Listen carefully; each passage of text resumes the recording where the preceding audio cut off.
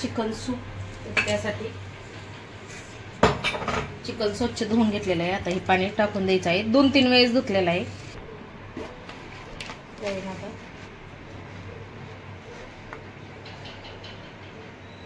हळद टाकून घेतलेली आहे.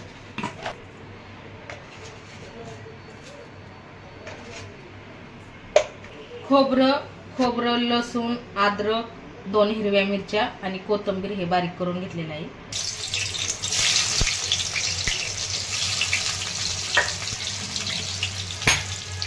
आणि खोबरं, लसूण, अद्रक हे टाकून घेतलेलं आहे. आणि आता त्यामध्ये चिकन टाकून घेतली. तर आता चिकन टाकून घेतलेलं आहे. त्यामध्ये हळद, मीठ टाकलेलं आहे.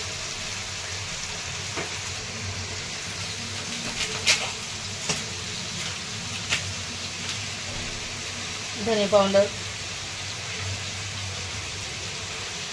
तेलामध्ये छान आता परतून घ्यायचं आहे.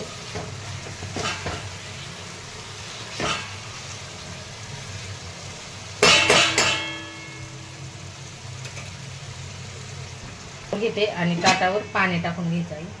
ते पाणी आपलं पिण्याचं पाणी टाकलेलं आहे.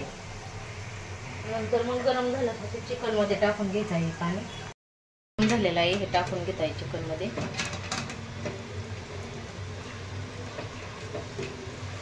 पाहू शकता आमचं पाणी पण कसं सुटलेलं आहे ताट केल्यामुळे.